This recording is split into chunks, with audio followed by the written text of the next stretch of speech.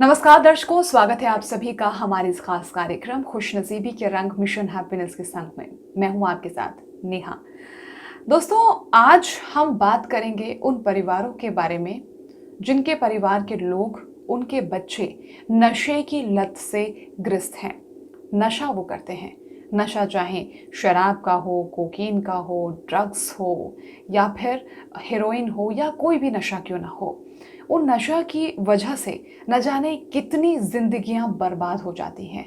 सिर्फ वही लोग बर्बाद नहीं होते जो नशा करते हैं, उनकी ज़िंदगी बेकार नहीं होती है। बेकार होती है उनके साथ रह रहे लोगों की ज़िंदगी भी। उनके माता पिता, उनकी पत्नी, उनके बच्चे, उनके भाई, उनके बहन। लेकिन आखिर अब यहाँ पर सवाल ये भी उठता है कि आखिर क्यों ऐसा हो रहा है, क्यों आज के वक्त में, क्योंकि आंकड़े बताते हैं कि करोड़ों लोग ड्रग्स का सेवन करते हैं, करोड़ों लोग नशे की लत में हैं। आखिर इसका कारण क्या है और इससे क्या कुछ बचाव भी संभव है? क्या हम कुछ कर सकते हैं? आइए पूरी जानकारी देंगे मिशन हैप्पीनेस के सदस्य। सर नमस्कार, जय माता दी। May God bless you. May God bless everyone with clarity of mind, with good life, with higher vision and peace of soul. Sir आजकल हम न्यू जनरेशन को देख रहे हैं। अभी हाल ही में मुद्दा था सलमान, माफ़ कीजिएगा, शाहरुख खान के बेटे का। अब ये क्या हुआ क्या नहीं हुआ वो तो खैर कोर्ट जानती है, लेकिन आजकल के जो युवा हैं उनका झुकाव नशे की तरफ इतनी जल्दी हो जाता है जैसे नशे में कोई चुंबक हो और वो इंसान लोहा हो कि फटाक से जाके वो चिपक जाता है। तो सर आखिर नशे की तरफ जाने का इतनी जल्दी झुकाव का कारण क्या है? इसके देखिए कई कारण हैं। सबसे पहला कारण तो है कि जो संस्कारों की कमी, जो वातावरण हमारा बन गया है, जो बॉन्ड्स कमज़ोर हो गए हैं पेरेंट्स में, टीचर्स में, स्टूडेंट्स में, और बच्चों के जो बॉन्ड कमज़ोर हो गए हैं, इसको नंबर 1 कारण है। नंबर 2 कारण है इसका पीयर प्रेशर, उसे कहते हैं, साथियों का दबाव, फैशन, दिखाना। नंबर 3 कारण है इमेच्योरिटी, जो पेरेंट्स ने इमोशनली या इंटेलेक्चुअली हैंडल नहीं किया, उन पे ध्यान नहीं दिया, खुद उनके लिए, बच्चों के लिए मिसाल नहीं बने, या टीचर्स ने अपने स्टूडेंट्स को अपना बच्चा नहीं समझा। तो बच्चे तो बिगड़ने में देर लगाएंगे नहीं, उनकी तो कच्ची माइंड है। 12 साल से स्टार्ट हो जाती है रिस्क, 10 साल से रिस्क स्टार्ट हो जाता है। 10 ईयर्स टू 21 ईयर्स बहुत रिस्की पीरियड है। और एक बार ये इंटॉक्सिकेंट, ये टॉक्सिन्स होते हैं, जहर होती है, ये बॉडी में जब चली जाती है, ब्लड में चली जाती है, फिर ब्लड जो है ना वो एकस्टम्ड हो जाता है, उसे एकस्टम्ड कहते हैं, वो हैबिचुअल हो जाता है, और उसको, उसकी बड़ी कीन डिज़ायर होती है, उसके बिना वो तड़पने लगता है। तो फैशन, दिखावा, पीयर प्रेशर, संस्कारों की कमी, इमोशनल एंड इंटेलेक्चुअल इम्पेयरमेंट, ये कई सारे ऐसे रीज़न हैं। और उसके बाद हमारी सोसाइटी में जो सख्ती नहीं है, डेमोक्रेसी का लोग मिसयूज़ कर रहे हैं। जो कंट्रीज़ में सख्ती है, सिंगापुर में भी डेमोक्रेसी है, सख्ती बहुत है, हांगकांग में भी डेमोक्रेसी है, वहाँ पे सख्ती है। तो सख्ती ना होने की वजह से जो कल्प्रिट्स होते हैं, जो ड्रग सप्लाई करते हैं, ड्रग हमारे देश के जो दुश्मन कंट्रीज़ हैं, वहाँ से ड्रग्स आती हैं। और अब लड़ाइयाँ को मोर्चों पे बंदूकों से नहीं लड़ी जाती हैं। अब किसी को बर्बाद करना हो, उसकी पॉपुलेशन ख़राब कर दो, उसकी यंग जनरेशन ख़राब कर दो। तो ये दुश्मन का बहुत बड़ा गेम प्लान है। अगर हम यहाँ पे सर हम सोचें फ़ौज लड़ेगी, तो फ़ौज तो लड़ेगी फ़ौज के साथ, लेकिन ये जो लड़ाई है बड़ी ख़तरनाक, इंटरनली डैमेज करने वाली लड़ाई है। चलिए सर, बहुत अच्छी आपने बात यहाँ पर बताई है, लेकिन मुझे लगता है कि अभी हमें एक कहानी इसको सुनने की ज़रूरत है। ये कहानी एक सत्य घटना पर आधारित है। इस सत्य घटना में, इस कहानी में क्या कुछ होता है, आइए आपको बताते हैं। सुमित और अनन्या शादी के बाद बहुत अच्छे से अपनी जिंदगी बिता रहे थे, लेकिन न जाने कब सुमित शराब की लत का शिकार हो गया। अनन्या ने सुमित को बहुत समझाया, लेकिन सुमित ने अनन्या की एक न मानी और आखिरकार अनन्या ने सुमित को अपनी जिंदगी से निकालने का फैसला कर लिया। पर उन दोनों की एक कॉमन फ्रेंड अनु, उसने अनन्या को बहुत समझाया और अनु के समझाने के बाद सुमित ने खुद को बदलने का वादा कर लिया। अनन्या सुमित को हमेशा समझाती रहती थी कि अभी अभी हमारी शादी हुई है, अभी बहुत लंबा वक्त साथ बिताना है सुमित, हमें सेविंग करके रखनी चाहिए, अपने फ्यूचर के लिए, अपने होने वाले बच्चे के लिए। लेकिन सुमित कहाँ सुधरने वाला था। झूठ और नशे हारे ही जिंदगी का मापदंड सुमित के लिए जीवन का एक हिस्सा बन गया। तभी तो सुमित ने झूठी कस्में भी खाना शुरू कर दिया। अनु उसे बार बार समझाती, बार बार घर छोड़ने की धमकी देती, लेकिन सुमित उसे अपनी बातों में बहला फुसला कर घर न छोड़कर जाने के लिए मना लेता था। उसी बीच अनन्या प्रेग्नेंट हो गई और कुछ वक्त बाद उन्हें एक प्यारी सी बच्ची पैदा हुई। जन्म के 3 महीने के बाद ही सुमित और उसके घर वालों को पता चला कि सुमित को लंग कैंसर है और अब उसके पास ज्यादा वक्त नहीं है। अब बेचारी अनन्या करे तो क्या करे। हर डॉक्टर, हर मंदिर, मस्जिद, ऐसी कोई जगह उसने नहीं छोड़ी जहां उसे पता चला हो कि उसका पति वहां जाकर बच सकता है। उसने एड़ी से चोटी का जोर लगा दिया अपने पति को बचाने के लिए, लेकिन 4 साल की उसकी सारी मेहनत उस दिन बेकार हो गई जब सुमित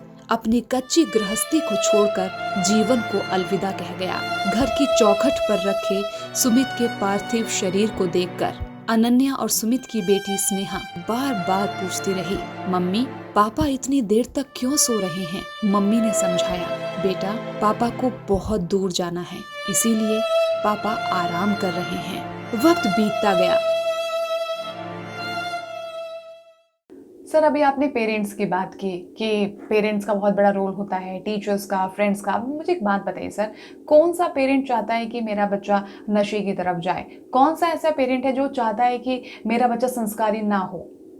तो यहाँ पे हम कारण कहाँ ढूंढेंगे सर? बिल्कुल ठीक कहा आपने, बिल्कुल अच्छी बात है। कौन एक्सीडेंट कराना चाहता है? अब सिगरेट के पैकेट पे गवर्नमेंट ने लिखा दिया है कि कैंसर होता है, आधा पैकेट, उसके बाद भी सिगरेट पी रहे हैं। तंबाकू होता है, खैनी होती है, उसके ऊपर पाउच पे लिखा हुआ है इतना बड़ा बड़ा कि कैंसर होता है, तंबाकू हानिकारक है, कैंसर पैदा, तो उसके बाद जानबूझ के खा रहे हैं। शराब सबको पता है कि लिवर को ख़राब करती है, किडनी ख़राब करती है, फिर भी पी रहे हैं। तो पढ़े लिखे लोग पी रहे हैं ना। ऐसे ही तो ये पढ़े जो ज़्यादा नशा है वो एजुकेशन नहीं कहना चाहिए, लिटरेट सोसाइटी में ज़्यादा है। अब उसका रीज़न क्या है कि सतर्कता, विजिलेंस की, सतर्कता की कमी है। वो कमी तो आज हमारी सबकी मुसीबत बनी हुई है। वो फिल्म भी तो बनी थी, पंजाब इंडिया का नंबर 1 स्टेट होता था। वो उड़ता पंजाब पिक्चर बनी थी ना। तो वो क्या किया, पाकिस्तान ने दुश्मनी निकाली, हमारे पड़ोसी मुल्क ने दुश्मनी निकाली और उन्होंने भेज दिया। अब गवर्नमेंट ऑफ इंडिया ने सख्त एक्शन लिया। गवर्नमेंट ऑफ इंडिया ने 60 किलोमीटर तक जो बाउंड्री वॉल है, LOC, line of control, border, 60 kilometre BSF को दे दिया कि यहाँ BSF देखते शूट एंड साइट कर देगी। तो जो BSF है, सेंट्रल फोर्सेज हैं, वो बहुत स्ट्रांग होते हैं, लेकिन स्टेट फोर्सेस में स्ट्रेंथ तो वो ही होती है, लेकिन शक्ति वो नहीं होती है। वो शक्ति अगर होती, आज हमारा जो विलेज पंजाब, मतलब नंबर 1 स्टेट एग्रीकल्चर में नहीं Neha ji, number 1 state machinery में, नंबर 1 स्टेट GDP में, number 1 state per capita income में, प्रॉस्पेरिटी में, उसको उन्होंने टारगेट बना लिया। आर्मी में बहुत ज़्यादा, गेम्स में, आर्मी में, स्पोर्ट्स में सारे पंजाब के लोग डोमिनेट करते थे। तो हमारे यहाँ पे हमें ये देखना पड़ेगा कि वो प्यार मोह तो करते हैं, सतर्कता भी तो करें, विजिलेंस नहीं है। बिल्कुल सर, बहुत इम्पोर्टेंट आपने जानकारी दी है इसके जरिए। अब आइए इस कहानी को भी हम पूरा करते हैं कि आखिर में होता क्या है। 2 साल बाद परिवार तो अपने जीवन पर लौट आया, लेकिन अनन्या और स्नेहा जीवन के संघर्ष में लौट गए। अनन्या छोटा मोटा काम करके किसी तरह घर चला पा रही थी। बस स्नेहा की पढ़ाई के लिए उसे और कमाना और संघर्ष करना पड़ रहा था। कभी वो स्नेहा को किताब और उसकी ड्रेस तक नहीं दिलवा पाती थी। तब तो हमेशा वो स्नेहा को समझाती कि बेटा पापा विदेश में हैं, आप उनको लेटर लिख दो, वो आपकी ड्रेस का इंतजाम जरूर कर देंगे। और स्नेहा अपनी बात सुनकर अपने पापा को खत लिख देती थी। खत के अल्फाज कुछ इस तरह से होते हैं, मेरे प्यारे पापा, सभी बच्चों की ड्रेस बन गई है, पर मेरी अभी तक नहीं बनी है पापा। मैडम मुझे रोज डांटती है। किताबें भी नहीं खरीदी हैं, जो खरीदी हैं उन पर भी मम्मी ने खाकी जिल्द नहीं चढ़ाई है। अखबार की जिल्द लगाने के लिए मैडम मना करती है पापा, क्योंकि कोई भी बच्चा अखबार की जिल्द नहीं चढ़ाता मुझे छोड़कर। पापा, आप घर जल्दी आ जाइए ना प्लीज। मेरे शूज सॉक्स ये भी फट गए हैं पापा। मम्मी ने जूते तो सिल दिए थे मगर उनमें अंगूठा फंसता है, ऐसे में बहुत दर्द होता है पापा। और मैडम कहती है कि जूते छोटे पड़ गए हैं तो नए ले लो, ये सारी उम्र थोड़ी चलेंगे। मेरे पास ड्राइंग की कलर पेंसिल भी नहीं है पापा, रोज रोज मुझे दूसरे बच्चों से मांगनी पड़ती है। आप घर आते समय ना हैरी पॉटर के डब्बे वाली कलर वाली पेंसिल जरूर लेके आना पापा। और हाँ पापा, मैं एक चीज तो आपको बताना भूल ही गई, हमारे स्कूल में फैंसी बैग कंपटीशन है, पर मेरा बैग तो फट गया है, इसीलिए मैं उसमें भाग नहीं ले रही हूँ। लेकिन पापा, हमारे स्कूल का एनुअल फंक्शन 15 दिन के बाद है, सभी बच्चे कोई ना कोई प्रोग्राम दे रहे हैं, मुझे भी देना है। आप जब आओगे ना एक अच्छी सी ड्रेस लेकर आना और मुझे दे देना। और हाँ पापा, जब आओगे थोड़े से पैसे भी लेकर आना, क्योंकि 2 महीने की फीस अभी जमा करानी बाकी है। आप इस बार पैसे लेकर ज़रूर आना पापा, नहीं तो स्कूल वाले बोल रहे थे कि वो मेरा नाम काट देंगे। पापा, मुझे आपसे एक बात और पूछनी है, आप घर वापस क्यों नहीं आते? मुझे आपकी बहुत याद आती है पापा। मम्मी कहती है कि आप पैसे कमाने गए हो। अगर आप पैसे कमाने गए हो तो आप भेजते क्यों नहीं हो? मैं परेशान हूँ पापा। अगर आप कमाने गए थे पैसे तो पैरों से चलकर क्यों नहीं गए? क्यों आप बड़े पापा की गोद में गए थे? कुछ भी हो पापा, आप आ जाओ प्लीज, जल्दी आ जाओ। मैं और मम्मी बहुत रोते हैं आपको याद करके। प्लीज पापा, जल्दी आ जाओ, जल्दी आ जाओ।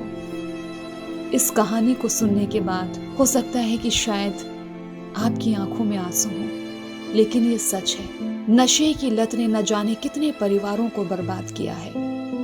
वो बेशकीमती जिंदगियां जो अपने परिवार के चेहरों पर मुस्कुराहट ला सकती थी, समाज के कंधे से कंधा मिलाकर एक नई रोशनी भर सकती थी इस समाज में, लेकिन नशे की आड़ में, शराब की आड़ में, नशा चाहे शराब का हो, ड्रग्स का हो, हेरोइन का हो, चरस का हो, गांजे का हो, इन नशे के पदार्थों ने मिलकर एक जिंदगी, एक परिवार को बर्बाद कर दिया है। दर्शकों, हम उम्मीद करते हैं कि ये कहानी हम सभी के जीवन में एक नया सवेरा लेकर आएगी। आप सोचिए उस बच्ची के दिल से, पूछिए उससे क्या बीतती होगी उस पर, उस माँ से, उस पत्नी से जो आपके जाने के बाद जिंदगी की हर क्षण से वो लड़ाई लड़ती है, समाज के हर उस व्यक्ति से वो लड़ाई लड़ती है जो उसे आगे बढ़ने में रोड़ा अटकाते हैं, जो उसे कमजोर समझते हैं। अगर ये नशा आपको, आपके परिवार को बचा सकता है तो हम हाथ जोड़कर आपसे निवेदन करते हैं कि प्लीज